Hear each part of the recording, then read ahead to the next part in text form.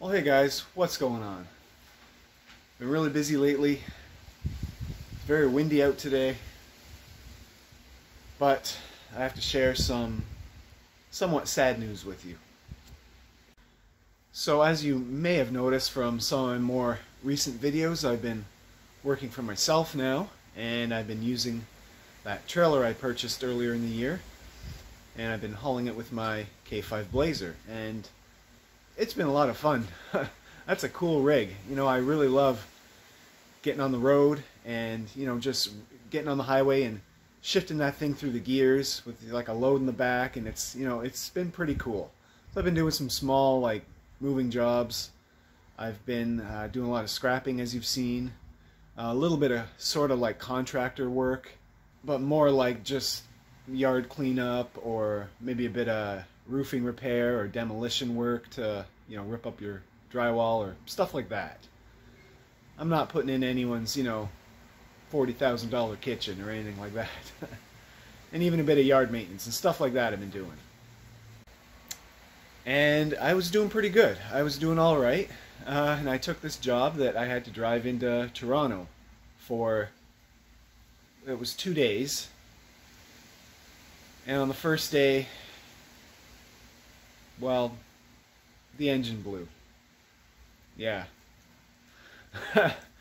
Head gasket went in the old Blazer, started drinking its coolant, overheated, and that's where that is now. So, lovely, eh? Yeah, and I put that engine in a couple years ago. That was an engine my dad gave me. It was a good running 305 that he kept, and yeah, it died on me. I always had a bit of an overheating issue with that engine, but I thought I had it solved, but apparently I didn't. So there's always something up with it. I don't know if it was something to do with the block or I'm pretty sure it wasn't the thermostat, and I've had issues with thermostats in that engine, which is odd. So it makes me think something else is going on. So I've just been like trying to move my rigs around, and I was trying to get that trailer over here where the smaller one was sitting, and I took it out back. Now this one won't fit out back, so I was trying to put it in the corner. I got it over there, but that's just, I don't know, it's kind of stuck there now. If I do get it right in that spot there, I'm never getting it out of here. Like, I just don't have the length to pull it all the way out without, you know, wiping out the deck.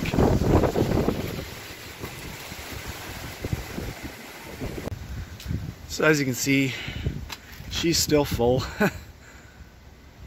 Loaded almost to the roof. I was cleaning out a storage unit. All kinds of goodies to put on eBay. So nothing too dramatic. Just got really hot. Started drinking its coolant.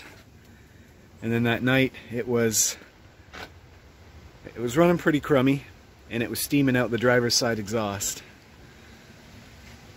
And I thought there was oil in here, in the coolant, but put this down for a second.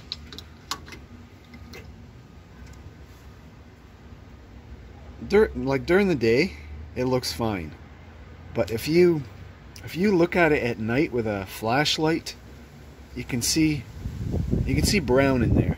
So it might just be maybe sludge, but I mean, like, this coolant is relatively new too, so I'm not sure if maybe if the head gasket was a little bit blown, it was sort of contaminating the coolant. Or oil is not contaminated. There's no water in the oil. But I did rent the cooling system pressure tester, and once it gets into the operating range of, I think it was 13 or 14 to 16 psi, the pressure starts dropping, and it's not leaking out anywhere visible. So that's a good indication that a head gasket is leaking. And so that day when it got real hot, it was getting real rattly. It was knocking and rattling, kind of like a diesel. And I bumped the timing back a bit. Well, like I pulled over to the road to let her cool down. I bumped the timing back to see if that would help, but it didn't. So anyways, we'll fire it up. It was running pretty rattly last time. Oh, and in the midst of everything, I lost the keys to this truck. So I've got this set now. My dad, he's had a collection of these trucks and other GMs over the years, and so he's got a bucket of keys, and we pretty much tried every key till we found a set. Oops, sorry for covering up the camera there.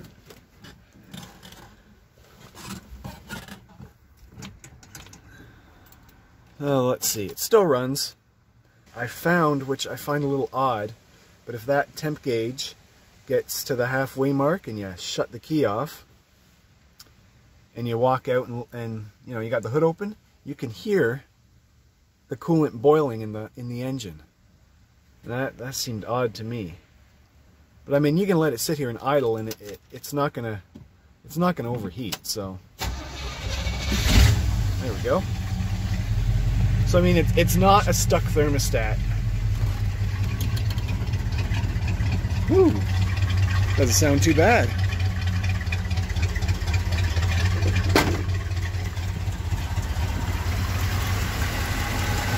See, and that's actually with the idle turned up a fair bit.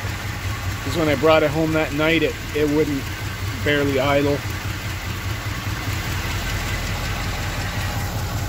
Oh, it's running nice and smooth now, not knocking or rattly or nothing. Oh, there we go. Kicked up on fast idle. Huh. That's actually running. That's running a lot better than I thought it would.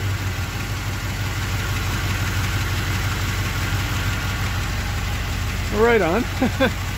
Well, you know what? That's good because the engine's not completely done in it.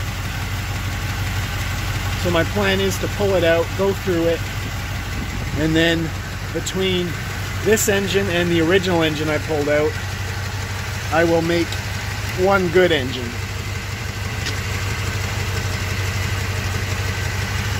Because I'm guessing this one has a cylinder head issue or cylinder head gasket issue. So as the engine warms up, it runs okay still, but then once it gets up to operating temperature, and if it gets a little bit hotter, I think it's starting to drink its own coolant, and then it just keeps getting hotter from there. And then at that point it starts running rough, maybe the knocking was, maybe it was actually detonating or detonation, I'm not sure, but knocking or pinging or whatever, and because it gets so hot, I don't know, or maybe the fact that you're burning coolant is just wreaking havoc on it, I don't know. So yeah, it's been a bit of a rough week. So all the stuff I bought from the storage auction, I had 3 days to get everything out of there. I went on the second day, that's when this broke down. So for day number 3, I rented a van to finish the job. And that's all the stuff that's on this deck now. So, what's the plan? Well, like I said, we'll pull the engine out, you know, in the fall or winter and get it taken care of. And that'll be a good opportunity to go through it, make sure everything's right, make sure there isn't, you know, maybe it's just something in the block that's clogging a coolant passage, or maybe there's, you know, maybe there's something else going on with a head gasket or a cylinder head. But I'll pull it out. I can redo the clutch at that time because the clutch is giving me trouble. And we'll get her back on the road for next year. But you know, it's not, I thought about swapping another cylinder head onto it and just, you know, getting it going real quick and keep going, but you know, that's not right. I'll just end up probably probably wrecking the engine or something. So what I did do is I bought another truck. Yep. So I bought a cheap beater truck, and I'm gonna get it going and start using it. It's a little bit rusty, and it's high mileage, but it runs all right. And it doesn't need a whole lot to get through the safety.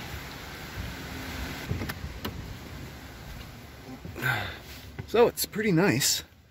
It's an 07. That radio looks impressive, but it's a piece of crap. And sometimes the key doesn't want to turn. I don't know what that's all about.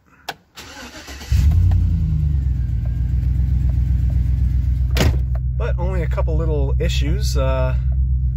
So hopefully that tire monitor thing is just tire air pressure. And then that airbag light, I'm hoping it's just there's sensors under the front grille. So hopefully it's just those. And then if I get those two issues corrected, this thing should pass the safety no problem. Well, I mean, it needs some other work. We'll go over that in a second.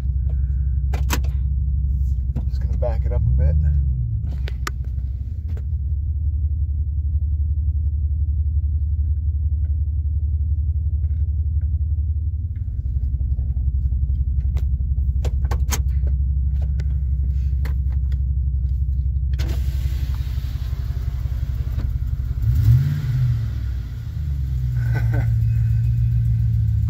.8 runs good. It does not have that cylinder deactivation,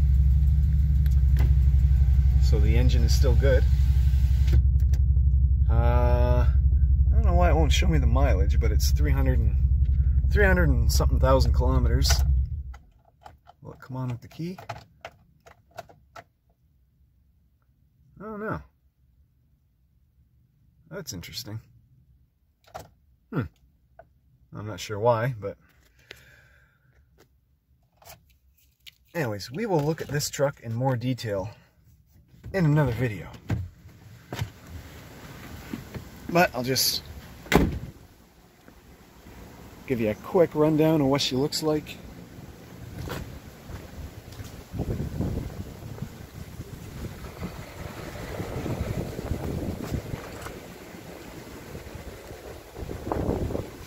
Trucks are not cheap these days. It's got these nice rims. Tires are shot. See, it's bald over there. And these ones are just at the bare minimum for tread depth in the center. So they would probably make me get new ones for the safety.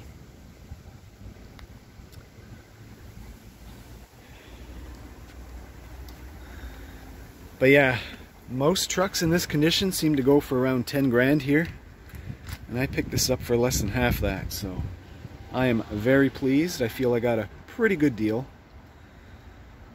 You know, it needs tires, which are expensive. It needs possibly an alignment and a bit of front end work.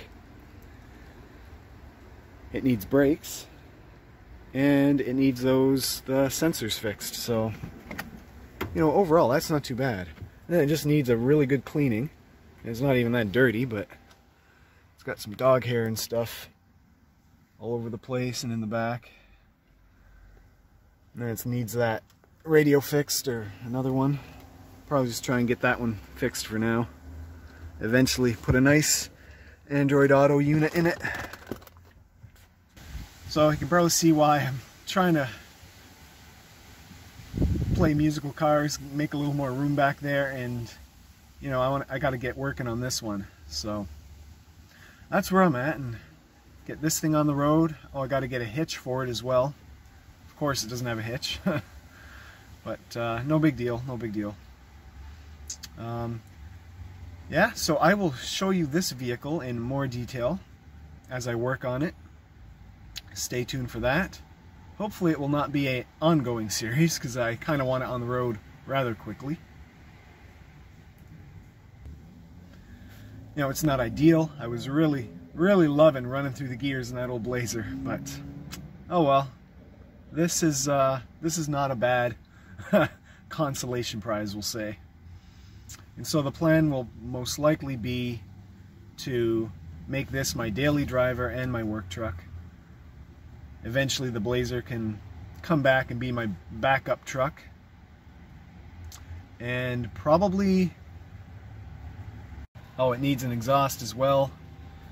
I think I can save everything before the muffler. I've gone ahead and ordered just a MagnaFlow muffler for it and a bit of pipe. And so I'm just going to hang the muffler myself, and I'll get a shop to bend up a tailpipe for me. This BMW will end up going away eventually, not too soon. But it's got a fair bit of issues going on. It's really rusty underneath. The windshield is busted, and I can't even find one for it. It's getting up there in mileage. The engine's got a misfire problem that I haven't really looked into it too much, but I put new plugs in it and that didn't cure it. And it doesn't seem like it's a coil, so I'm not too sure though. And it's the automatic model, which they usually end up dying eventually, so. And the rust is the biggest issue with that car. I really don't feel like repairing it, so. Anyways, thank you very much for watching. Until next time, well, I will see you then.